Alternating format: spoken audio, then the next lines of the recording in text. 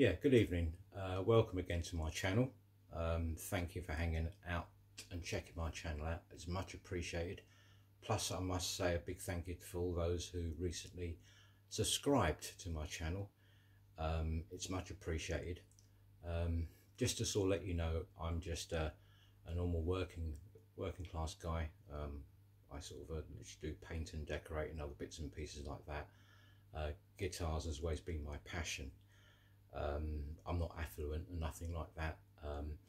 So obviously when I started playing the guitar way back, the type of guitars what's available to me was like top 20s, sort of cheap, kind of not very well made guitars.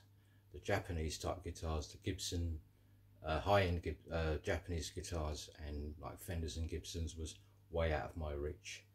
But now I'm older, and obviously those sort of guitars which I really wanted, people like Harley Benton got my attention.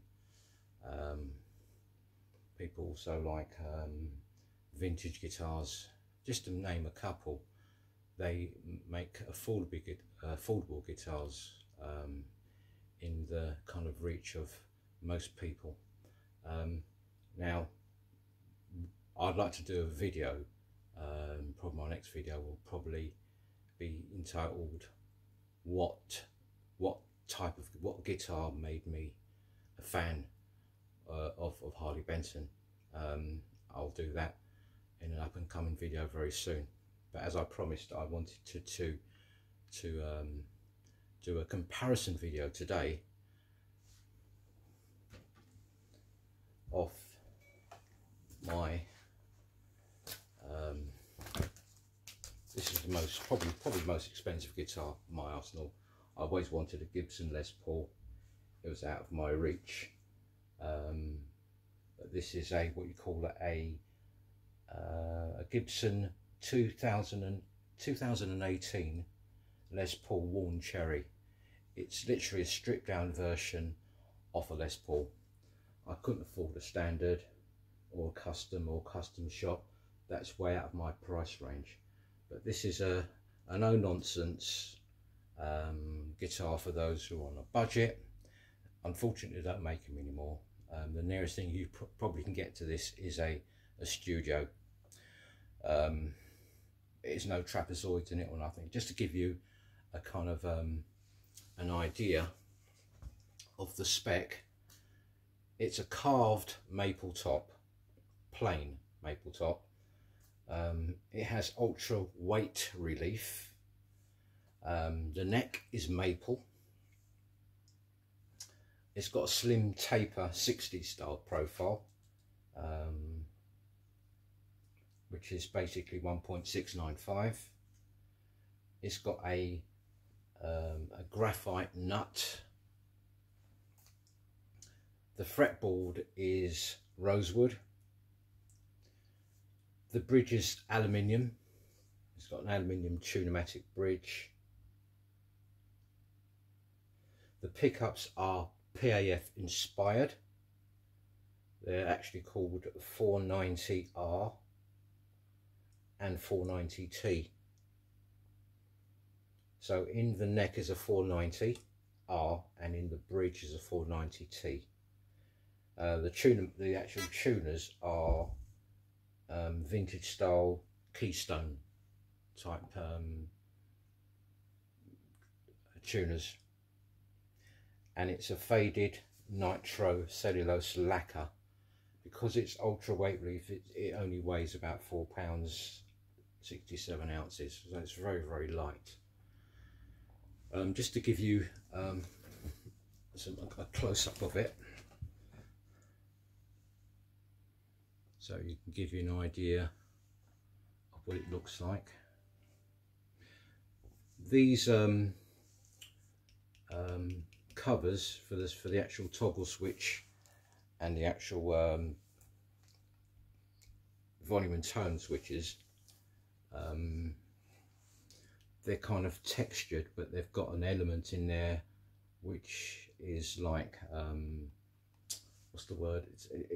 It's like a shielding the properties. It's got shielding properties within this. It's got a beautiful kind of figurative neck, if you can see that. Yeah, it's a USA spec.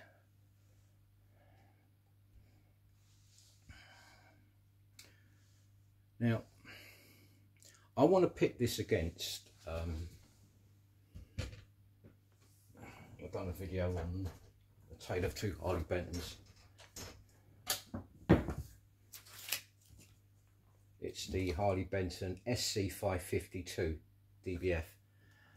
This is much closer to the actual Gibson than you really think. But with the added bonus of the standard appointments. Oh, before I forget, I'll come back to that. You probably notice what the hell has he got on his on the actual neck, the actual neck. I've got what we call a string butler.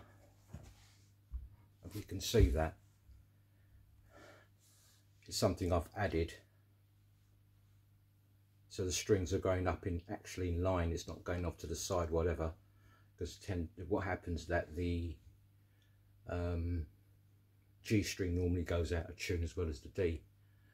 Because I'm quite heavy-handed, I do a lot of bends and things like that. So obviously, you know, I find out the string butler, which I ordered on Amazon, is £36, came from Germany. It really keeps this guitar in tune. Okay, I've done the sort of normal things. The only thing which it's, you know, it's just got the actual, the Les Paul, the Les bit is missing. It's obscured that, but you know, it's really function over form really. But it really helps me. I can literally give this guitar a lot. I can manhandle this guitar and it relatively stays in tunes, which is good. Yeah, coming back now to the Harley Benton. Just to give you some specs, I had to write it down because I can't remember what it is, but it's very close to it. This is the actual deluxe series. Beautiful flame. Just give you a run through the geeky stuff, the specs. Deluxe series. It's a chamber body just like the Les Paul. It's got a AAA maple top, carved a maple top, burst.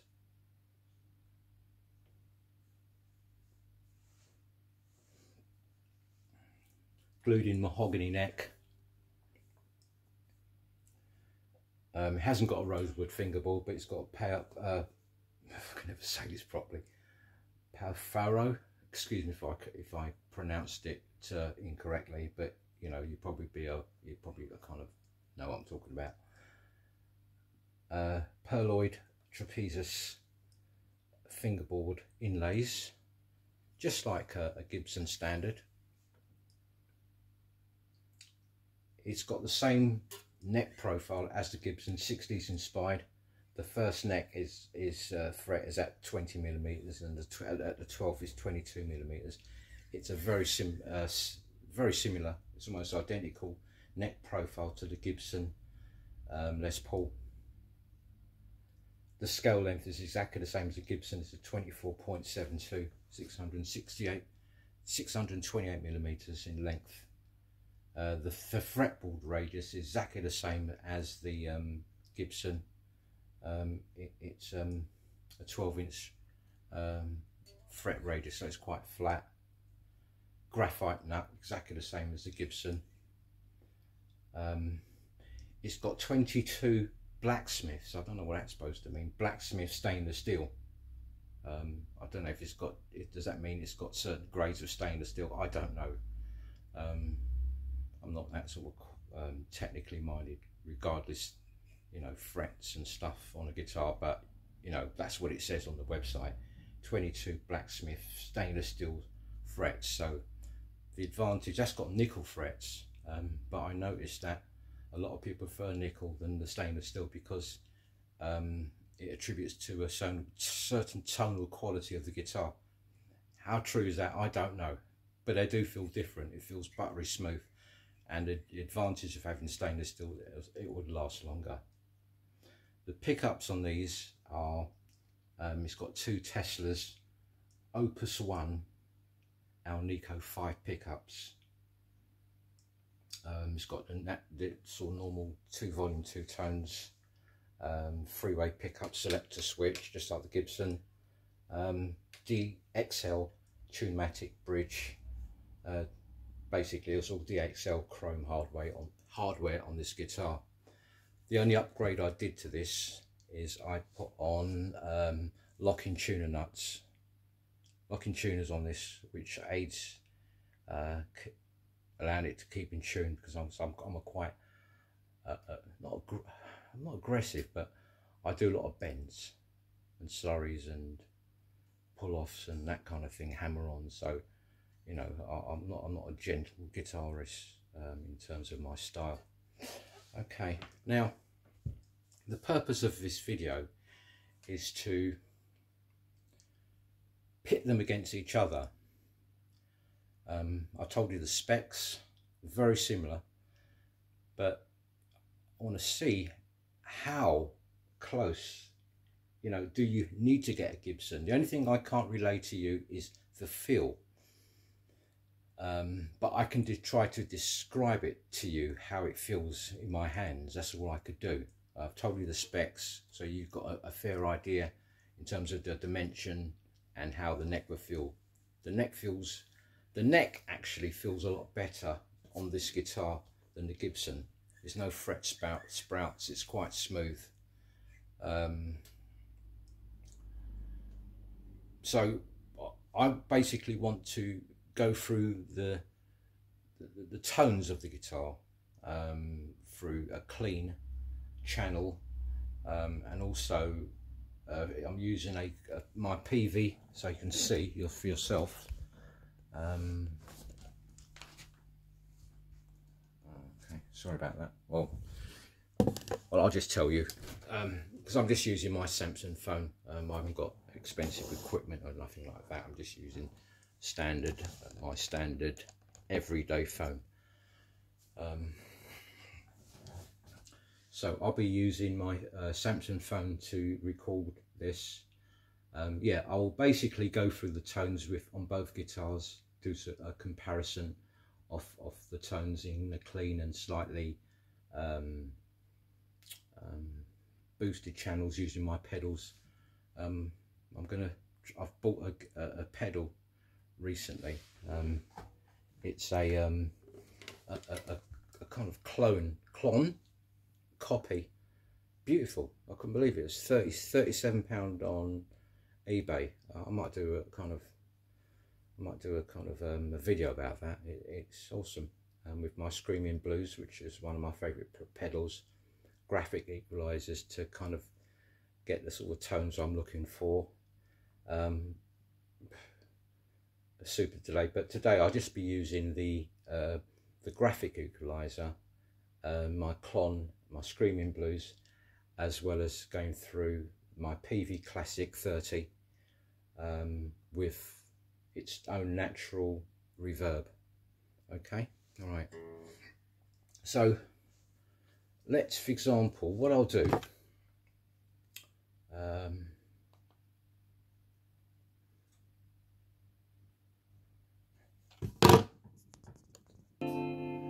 Yeah, so okay, so what I'd like to do, I'm just going to play them through with a backing track.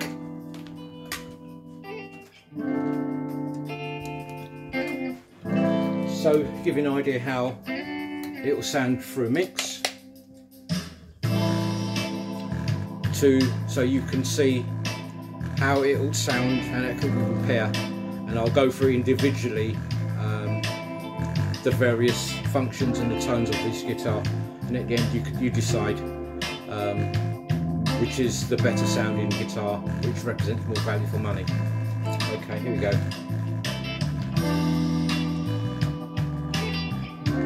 So clean channel first.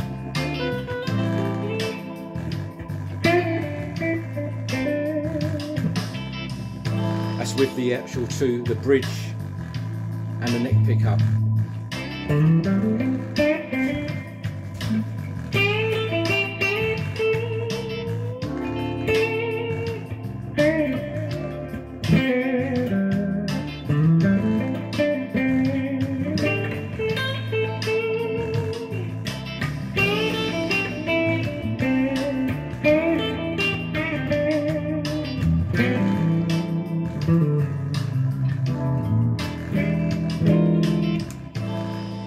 Neck.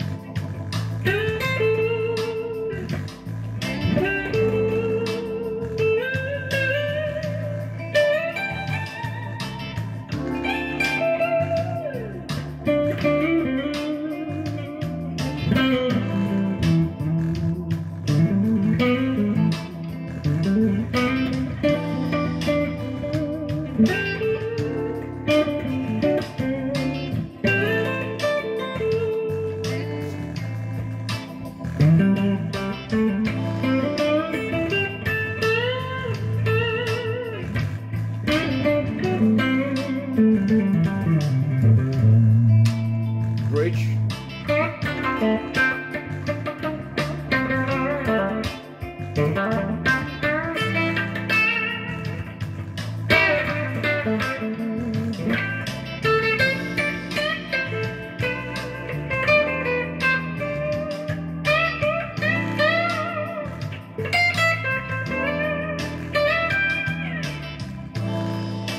Let's try some the clon.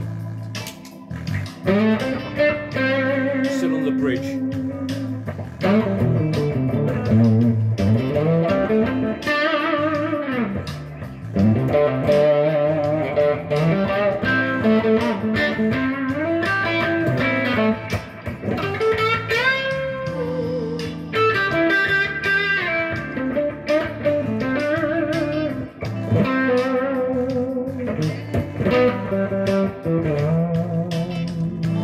The bridge and the neck.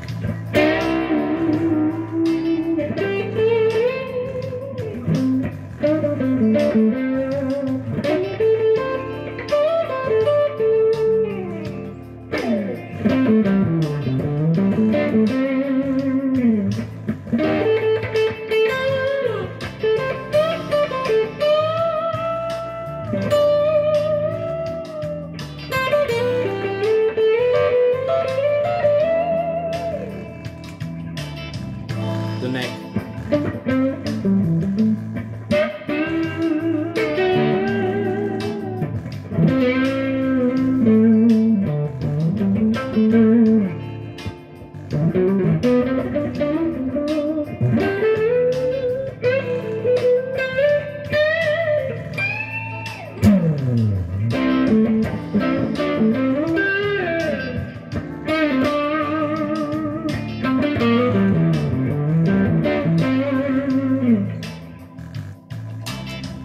The screaming blues on the neck.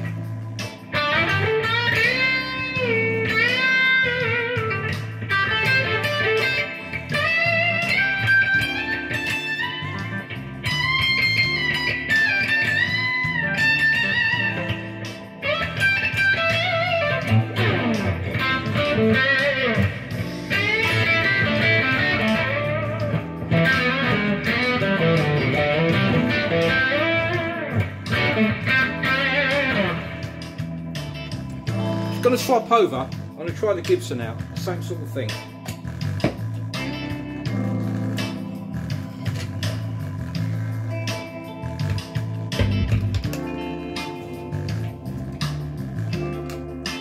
Same, start the middle, the actual neck and the bridge on the clean channel.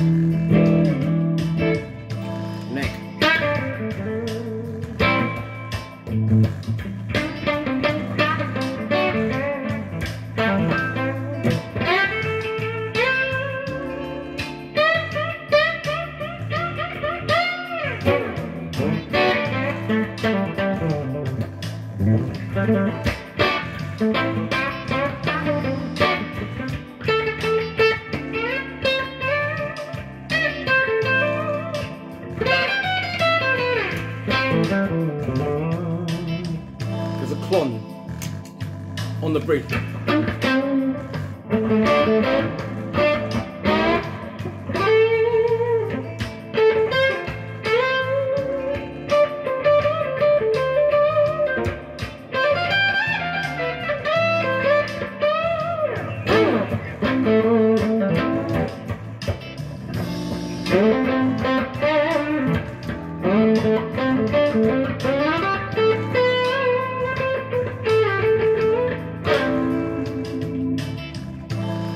The actual neck and the bridge.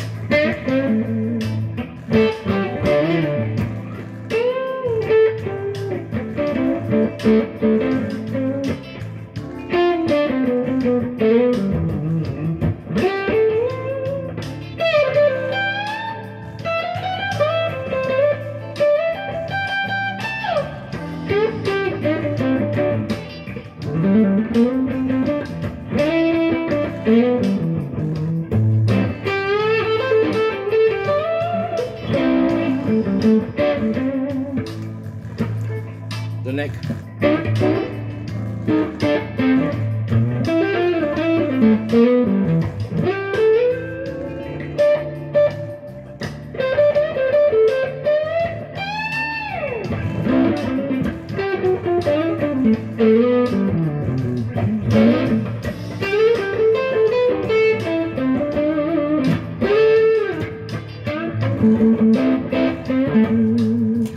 Scream blues on the neck.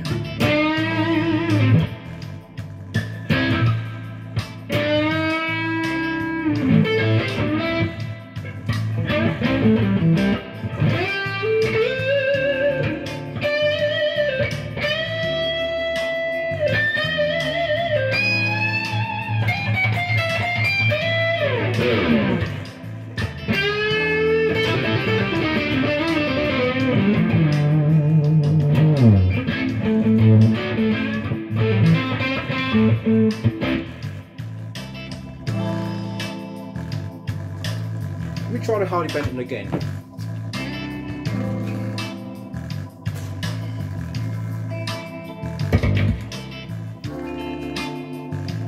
With the actual clean on the bridge.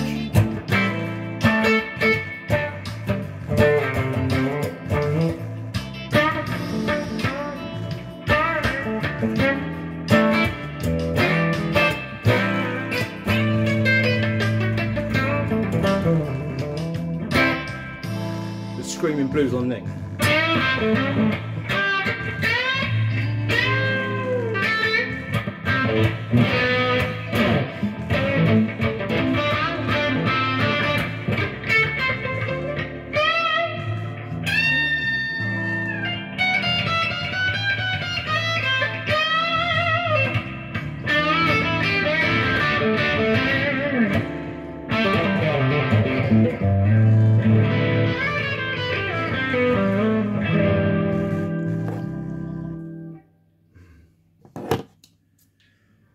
Right, I don't know what to say. Right, turn everything off. Okay, what did I notice playing it in the mix? What did I get personally from that?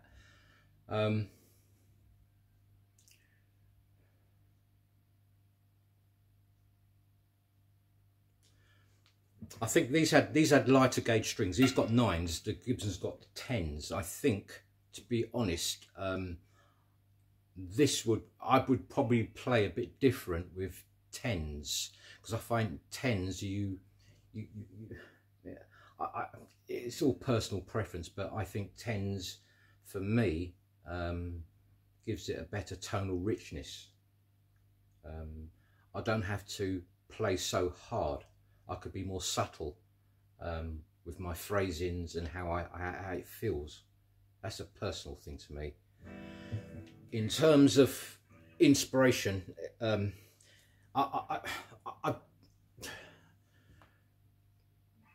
this literally kind of knocks it out of the park in terms of appointment. It's got the kind of basic, the binding, the bursts, the maple cap on it. Generally, in terms of, you know, this will look absolutely gorgeous playing it on stage, but you know, if you cover that up, people would think that you're playing not so much a Gibson, because people would recognise it's got slightly pointed. They probably think that you're playing a high-end guitar. There's nothing wrong with the name Harley Benton, because Harley Benton has upped their game. The reasons why they can literally kind of outdo the competition, because they make everything. This is their own brand. Thomann, Harley Benton is their own brand. They make everything in house with all the latest CNC machines, and it's not going to any suppliers, so it's going directly from them to you. So how can a shop compete with something like this? That's why it'll always beat the competition in terms of value. The only sort of downside to it, you get the odd one or two slip through the net, like what I had. It was a B stock and it had a cracked neck. You're going to get problems like that because they're such a big established company. They will be able to sort of resolve matters to your satisfaction, because you've got the backing of a huge organisation like Thomann. In terms of, let me for example show you something in terms of you know,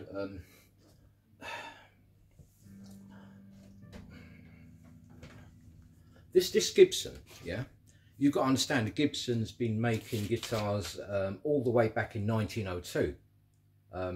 They've got the DNA, they've got the pedigree, but I think they've got complacent over the years. They had a lot of financial problems, you know, things like that, but the DNA in terms of they know how to build guitars, but they've become slightly complacent, I think. I'll give you an example. Like the nut here wasn't flush. It was very rough. Where the actual, I don't know if you can see that, where the rosewood meets that neck, it's got, you can feel it's not flush. You can feel the inconsistency of it. Apart from that, two things, it's not a flawless guitar. So when people, for example, get a Harley Benton and they scrutinise it, I've noticed that the Harley Benton, some people have done reviews on it, it had less flaws. They had flaws, but it had less flaws than a Gibson, what can cost about £2,000 for a standard, sometimes more, which is ridiculous. That just shows me complacency. It's no excuse for that. You know, if someone doesn't like doing their work, they shouldn't be in the business, because at the end of the day, it's going to people who's got passion for playing instruments. And I think people appreciate the care and attention what goes into an instrument. But having said that, there's a but.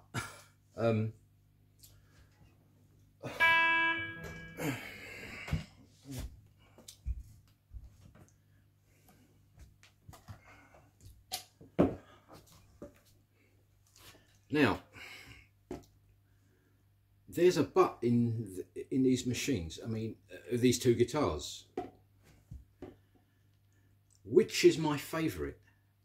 Apart from the gorge appointments, it's fully loaded, but it's got something which is I can't really quantify it or explain it into words. It's got something running through the vein of this guitar, the DNA of this guitar. It's something about it that when you pick it up, it's all those years of heritage and know-how, what's gone into it, and the traditional ways. And obviously they made a modern appointment like the weight relief, so it makes it extremely light.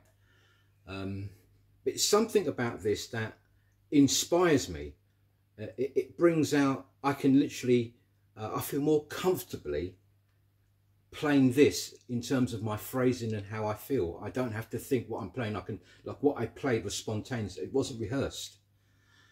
But I done this, why I went back to this, because I noticed I don't know, but I don't know, you probably picked up, I think, well, he's playing a bit more with more confidence on this guitar. Yes, I had it a bit longer, so I kind of know it.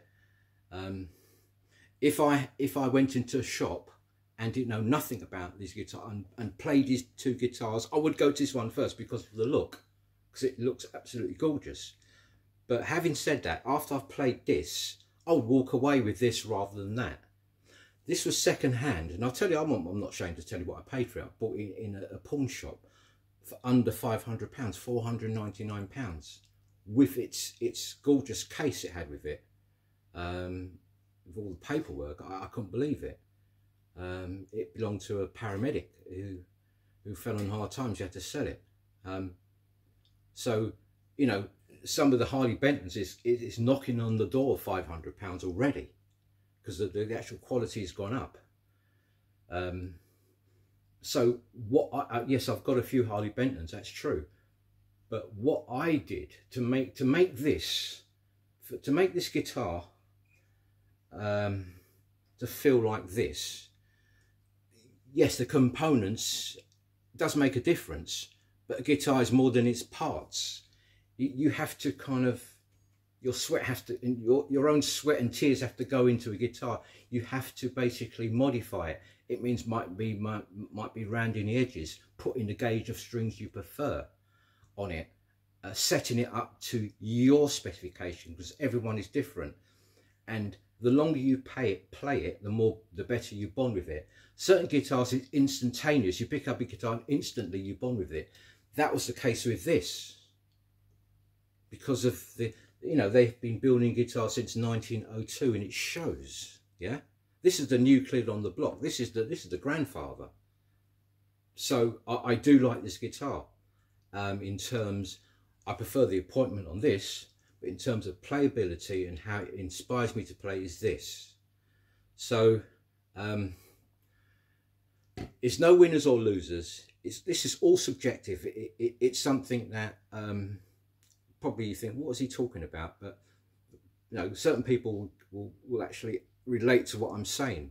You know, I remember the first time years ago, a program I used to watch. It was called Rock School, and the guy was telling me about the early Gibsons. It used to take 3 months to build it, and he said after that it used to take on most human characteristics. I thought, what? I thought he was taking the wrong tablet or smoking the wrong, I don't know, but I thought, what's he talking about? But the more I got to play guitar, because don't forget, you know, most of the guitars are made out of wood and stuff, the elements from the earth, so it's kind of, it's almost got a kind of a spiritual element to it, if that kind of makes any sense.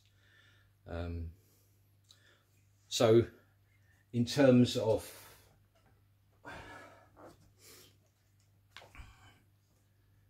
my conclusions is Harley Benton, I take my hat off to you. It's absolutely brilliant for somebody. Obviously, this was nearly £1,000, you know, on reverb. They're going for that now. But I paid less, half than that, you know, so that's just my luck. This one was £266 from Thomann. Shit. Epiphone is twice as much as this now, so this represents extremely good value. Yeah, but then again, this has always been, I don't sort of go into the politics of Gibsons and people hate on them, but I don't care, because at the end of the day, I bought it for my own reasons. It's something that I always wanted to get. The heritage, the history behind a Gibson guitar. Not all of them are made well, but this one has got some, as I said, it's got some flaws on it. It's not perfect.